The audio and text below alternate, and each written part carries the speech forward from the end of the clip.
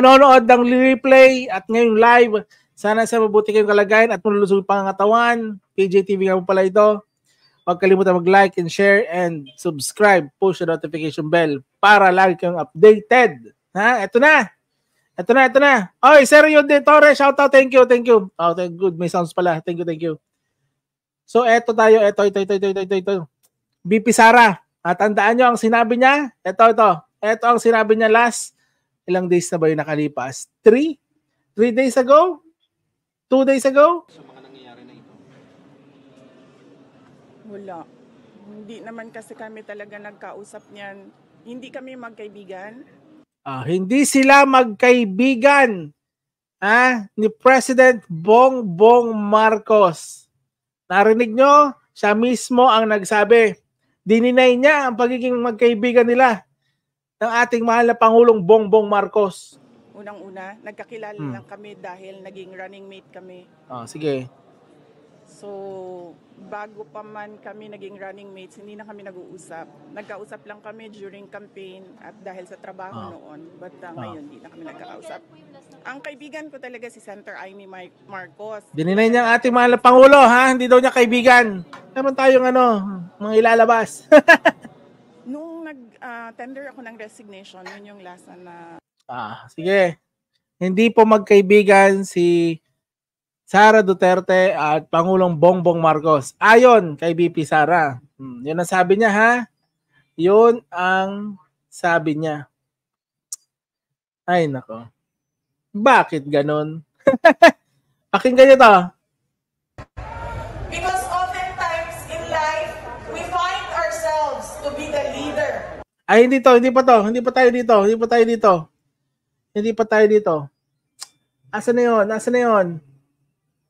Dali. Hindi pwedeng wala yun. Dali. Friends before we ran together as a tandem. Okay. Naging magkaibigan kami dyan sa kampanya.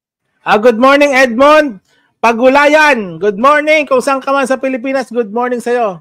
Na yan. Hindi sila friends nung hindi pa naging tandem, pero Made us stronger. they made them naging stronger daw sila.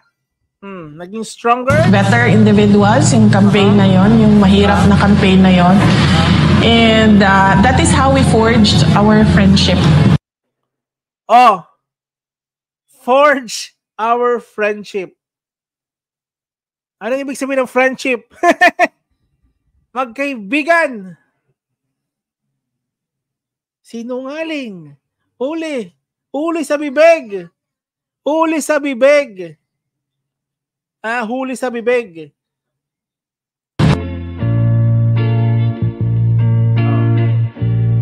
sweet pa nga, Ang sweet pa nila. Hindi naman kumakatitig si BP Sara. Tutunawin ang mahal na Pangulo na Bongbong Marcos. Kumakatingin, Naks naman!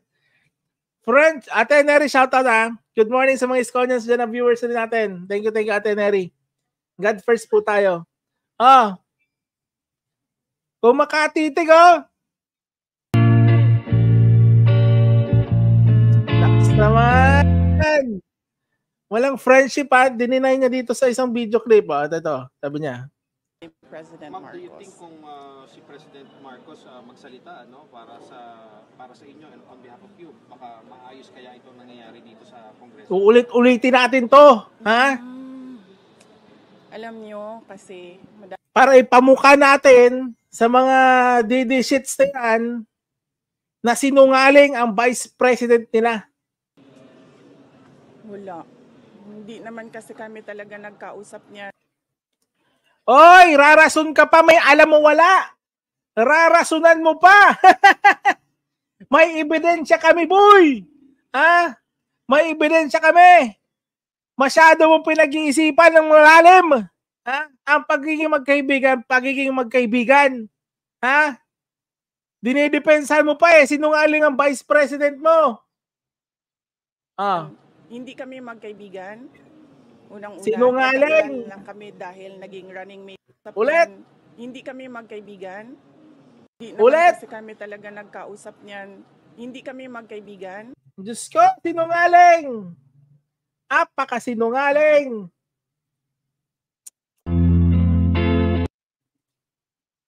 Ulit. Individuals, yung campaign na yon, yung mahirap na campaign na yon. And that is how we forged our friendship. Our friendship! Ha? Kung ano-ano ang nirarason nitong may alam mo wala. Huli na ang Vice President mo. Tigil-tigilan mo na ang pagdedepensa sa sinungaling. Nakipagkita na nga kay Lene, ha? Para magkaayos, para kailangan natin ng backup. Masyado nang umihina ang Vice President nyo. Kay Lene, tumuhingi na ng tulong. Diyos ko. Ito pa, pakinggan nyo to. Candidate. Ah. Kasi para sa akin, importante ang naging governor. Siya, 4 na term na governor. Isang termino na congressman. Isang termino na senador. Ulit.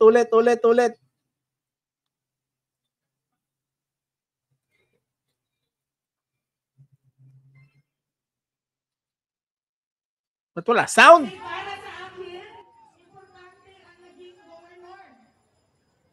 4 na term na governor. So sabi ko, Perdong Marcos, pwede mo ba akong kunin na vice presidente mo? Ay! Sabi ni VP Sara. Oy, Edward Lachica, good morning. Wala ka kahapon. Ano to?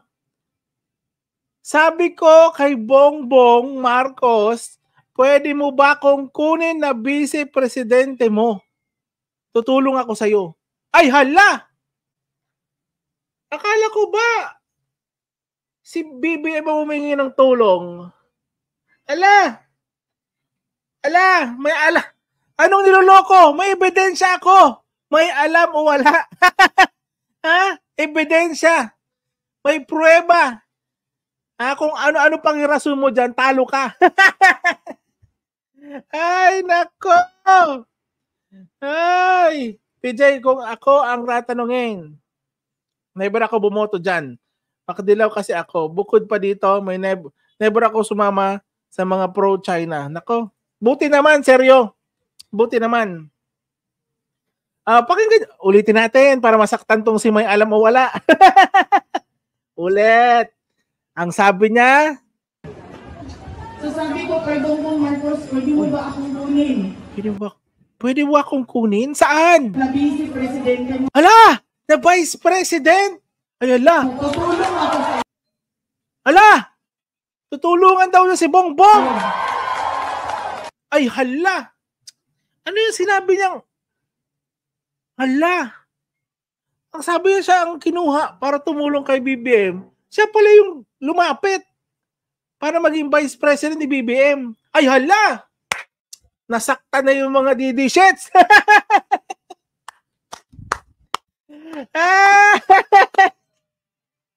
Ay, mga DD-shits.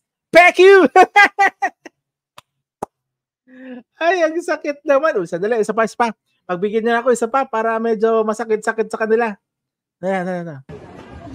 So sabi ko, Perdong Marcos, pwede mo ba akong kunin na vice presidente mo? Ay!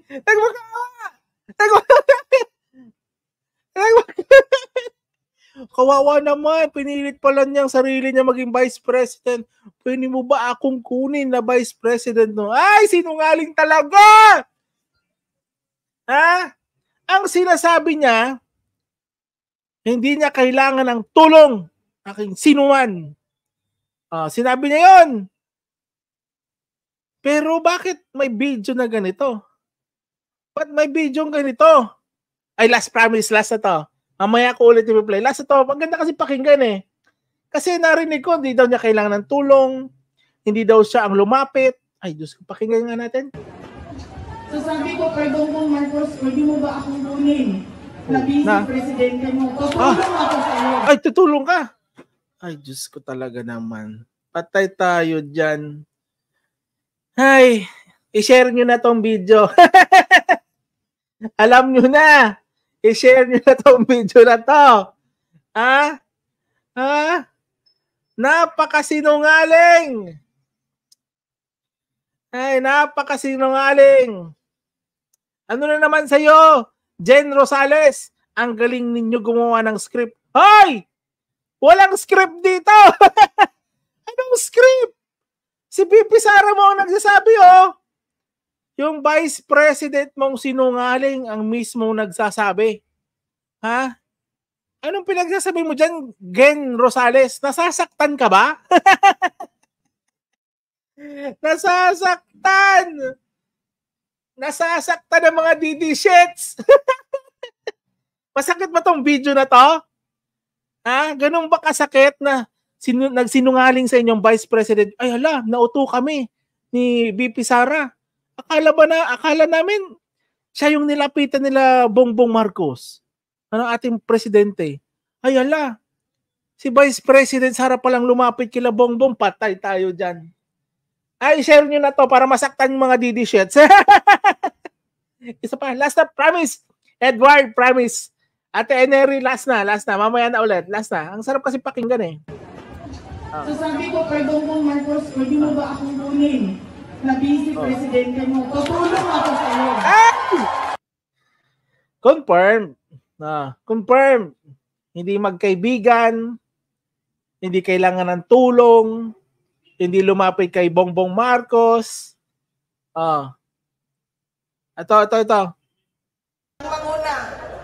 Pero sometimes in our lives, we need to stand behind another leader. Sino yung leader? Especially din sa Davao Region, no? Ang una malipay sa ako ang desisyon nga dili mo dagan magpresidente. Doon ako yung mga rason, dili na nato na istoryahan karon. Pagkauman sa deadline, October 8, ang mga tao wala gihapon ni hunong o panawagan. Naguhul na ko.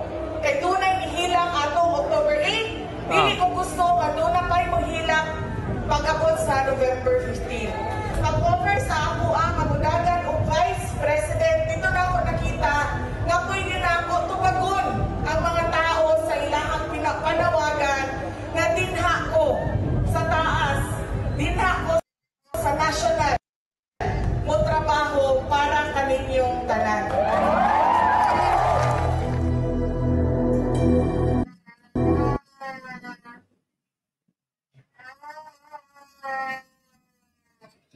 Ito pa, pakinggan niyo ba to? Pakinggan niyo ba to? Ngano si Bongbong Marcos? Bakit si Bongbong Marcos ang pinili kong partner? Ako ang ipili na kapares. Bakit? Unang-una, he's a former governor.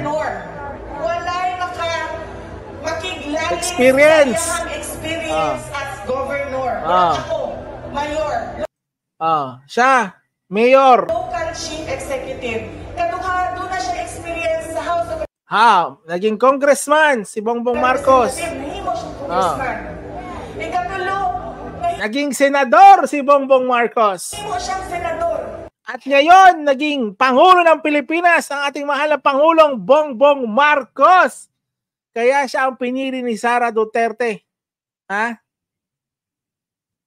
Kaya pumayag si Bongbong Marcos na kunin ito si Sara kasi alam ni Bongbong Marcos na totoong kaibigan ito. Pero wala, sinira niya.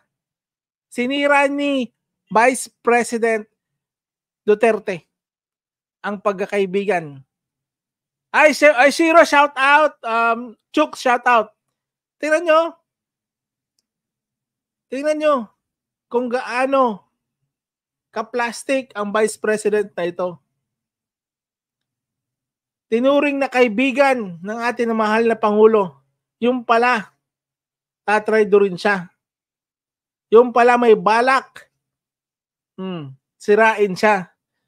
May narinig na ba tayong mga negatibong balita patungkol kay Sara Duterte na galing sa ating mahal na Pangulo? Wala.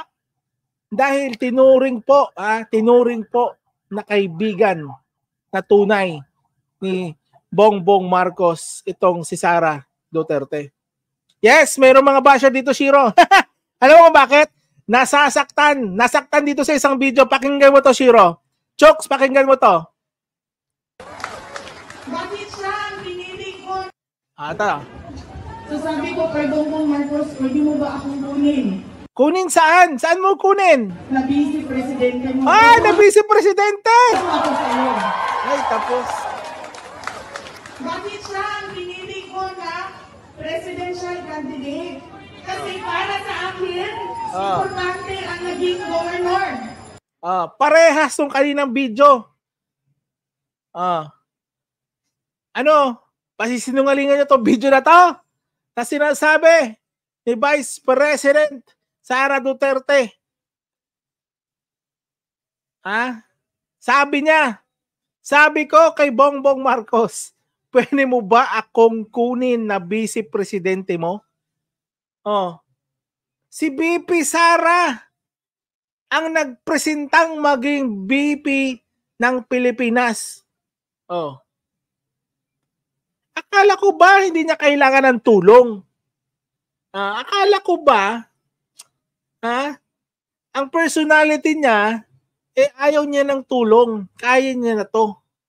Ba't may ganito? Sa bibig niya po mismo, kaya galit na galit yung mga DD shits dyan sa comment section kanina kasi nasaktan sila sa video na ito. Apakasakit. Sunset, apakasakit. Pakinggan mo to, Sunset. So sabi ko kay Bongbong Marcos, pwede mo ba akong kunin na vice presidente mo? Tutulong ako sa'yo.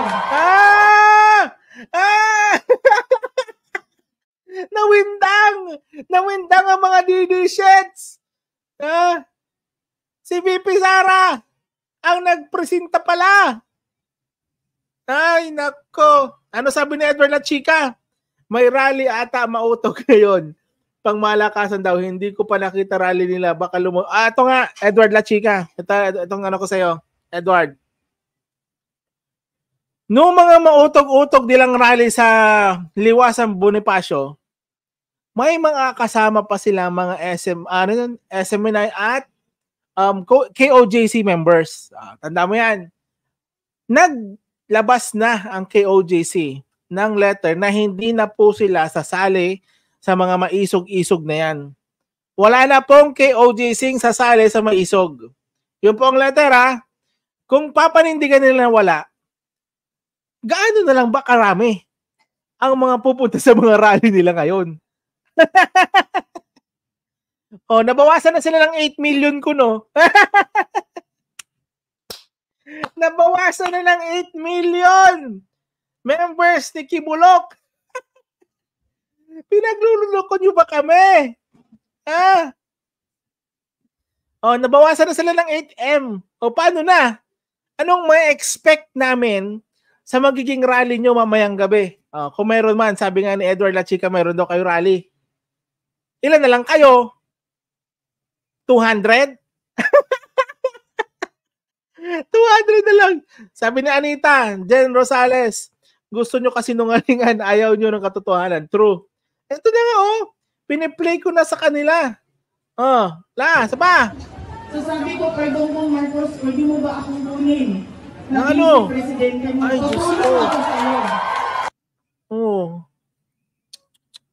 Nagmakaawa pala si Vice President. Ay, naku, grabe naman.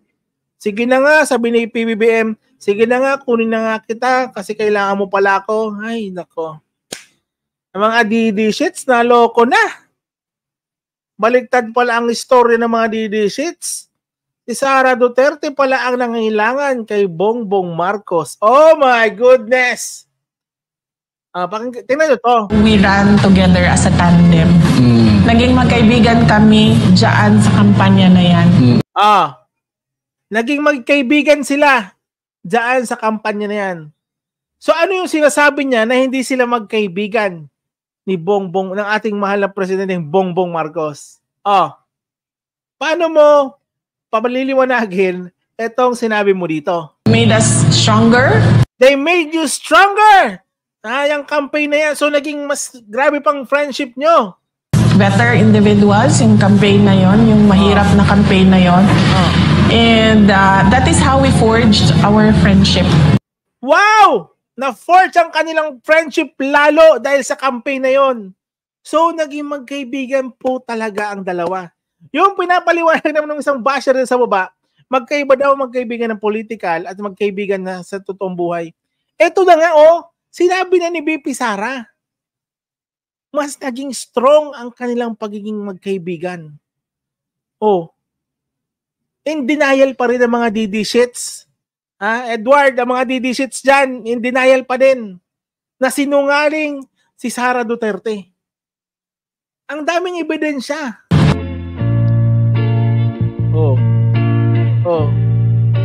Sweet. Sana all sweet. Tinan mo makatitig. Uy! Tinan nyo makatitig si BP Sara. Uy! Yan ang friendship na titigan. Uy, smile pa. Uy! Tapos hindi magkaibigan. Tinan mo, may mga pa tango-tango pa. Naks naman. Friendship ba? Walang friendship na nabuo? Nako.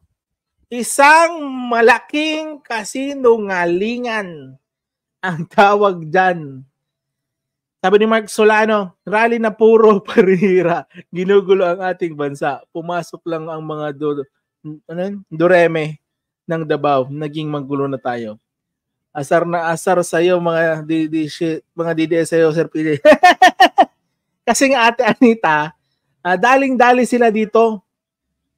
Kontrang-kontra sila, lalo na ang Vice President ng Pilipinas, si BP Sara, kontrang-kontra. Ito na naman, may nasasaktan na naman si Bergie. Si Bergie Piquero. Ha. Nakakahiya kayo, lalaking bayad. Binayaran mo ako? Magkano binigay mo? Diyos ko, hanggang dyan lang kayo. Bangag, bayad. Ay, hanggang dyan lang kayo. Pero kami ito. Ano sabi? Sabi ni Bergie, si Marcos manggagamit sa... Ay, talaga! Bergie, wag ka aalis. Pakinggan mo to, Bergie, ha? Bergie, pakinggan mo to kung sino manggagamit. Pakinggan mo to, Bergie. So sabi ko kay Bongbong Marcos. Ano sinabi mo kay Bongbong Marcos? Pwede mo ba akong kunin? Pwede mo ba akong kunin na ano? Vice Presidente mo, tutulong ako sa iyo. Ay! Bergie! Nagmakaawa!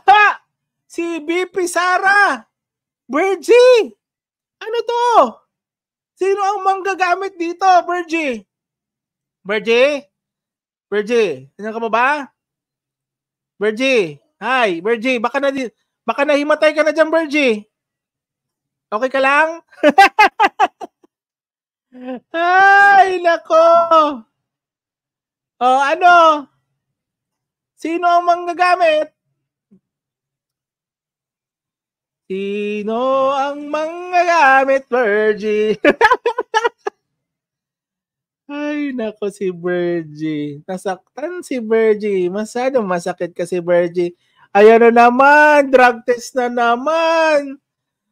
Masakit ba, Bergie? Pasakit? Kandidatura ni Presidential Aspirant Bongbong Marcos. Sa report ng The Freeman, inamin ni Mayor Sara na nakipag-usap siya kay Marcos. Inamin ni Inday Sara. Ulitin natin. Ni Mayor Sara Duterte ang kandidatura ni Presidential. Ay, walang utang na loob ang Marcos? Ay, dako. Baka si BP Sara mong walang utang na loob. Pakinggan mo. Ni Mayor Sara Duterte ang kandidatura ni Presidential Aspirant Bongbong Marcos. Sa report ng The Freeman, inamin ni Mayor Sara na nakipag-usap siya kay Marcos kung paano nakipag-usap? makatutulong ang Davao Region sa kanyang kung paano makakatulong daw ang Davao. Hala. Kandidatura. Itinanggi naman ng Davao City Mayor na pinag-usapan nila ng dating senador ang posibleng Hala. Marcos Duterte tandem para sa 2022 elections. Muli ring giniit ni Mayor Sara na wala siyang planong tumakbo sa pagkapangulo sa 2022. Sa kabila pa rin niya ng pang-eengganyo. Shoutout. Ano ang ibig sabihin ng video nito? Sinungaling na naman si Vice President Sara Duterte. Sinungaling. Bakit sinungaling? Ayun. Sabi niya hindi niya kailangan ng tulong kahit sino man. Pero sa mga reports, ang lumalabas, kailangan niya ng tulong. O, paano yan? Nagkokontrahan? Ang sweet nila, Before we ran together as a tandem. Naging magkaibigan kami dyan sa kampanya na yan. Tapos sasabihin nyo, hindi sila magkaibigan? Nagkokontrahan natin. Na yun. And sa kampanya na yan. Made us stronger, better individuals. Good morning, Severino Calob. Good morning po. Yung campaign na yon, yung mahirap na campaign na yon. And that is how we forged our friendship. Forged their friendship. Pero, ano nangyari dito? Ano na sinasabi niya dito? Marcos, nagkausap na ba ulit kayo sa mga nangyayari na ito? Wala. Hindi naman kasi kami talaga nagkausap niyan. Hindi kami magkaibigan. Ay! Grabe naman. Wala naman nagtanong kung magkaibigan o hindi. Unang-una, nagkakilala lang kami dahil naging running mate kami. Oo nga, naging running mate kayo. Pero, ang sinabi mo, dahil sa pagtakbo nyo, naging close kayo, naging tight, at maging kaibigan. So, bago pa man kami naging running mates, hindi na kami... Medyo nahihirapan siya mag-explain talaga. Isang malaking kasinungalingan po talaga, sa totoo lang, na sinabi niya na hindi sila magkaibigan. Doon pa lang sa part na yun, talagang makikita mong sisinungaling si Sara Duterte para magmukhang malakas. Ang pinapakita niya ngayon na hindi niya kailangan ng kung sino man ng tulong. Pero nakikita naman natin na humihingi siya ng mga tulong kay Marcoleta, kay Gloria Arroyo. Ngayon, sa ex-vice president ng Pilipinas si Leni Robredo, pumunta pa sa bahay ni Leni, itong si Ximenet. O paano yan? Tapos sasabihin nyo sa isang oras na yun, walang politics na nangyari. Walang politics na napag-usapan. Eto nga, isa nito sa ProHeba. Itong balitang ito. Isa to sa ProHeba na nag-usap rin sila noon ni Pangulong Bongbong Marcos at wala rin daw patungkol sa eleksyon. Pero, naging vice president pa rin siya ng Pilipinas. Andito yung mga video na ipapatunay na sinungaling si Sara Duterte. Isang trapo na politiko. Bakit? Ginagamit ang mga simpatsya ng tao. Nagpapasikat. Kahit wala naman ginagawa. Ito yung sa Toti Villaflor. Paano naman nasabing kailangan ni Sara? Ay, sandali Diyan ka lang, Toti. Diyan ka lang. Ito sabi niya. So sabi ko, kay Bongbong Marcos, pwede mo ba akong kunin? Ano? Presidente mo. Ay! Tulong ako sa iyo. Ay, Toti! Paano ko nasabing kailangan ni VP Sara si PBBM? Ito bro, umiyak ka na. Okay ka na, Toti, umiyak ka na. Sakit nito, napakasakit nito. So sabi ko, kay Bongbong Marcos, pwede mo ba akong kunin? Ay! Na vice presidente mo. Tulong ako sa iyo. Ay! Sino mang nagamit, Tuti? Ano na, Tuti? Villaflor, masakit ang katotohanan? So sabi ko, kay Bongbong Marcos, pwede mo ba akong kunin? Na vice presidente mo. Tulong ako sa iyo. Diyos ko! Tuti! Sige na, umalis ka na dito. Okay na. Okay na, nasaktan ka na. Nasampal ka na ng realidad na sinungaling at kailangan ng tulong ni Ximenet. Kawawa naman si Tuti. Nasaktan masyado. Ay, nako. Tayo, Tuti. Wala na. Finish na si Tuti. Hindi na nasagot si Tuti. Tuti, ano na? Andali, may kulang pa Andali lang. Meron pa ako isa. Antayin mo, Tuti. Ano ba yun? Ay, ito.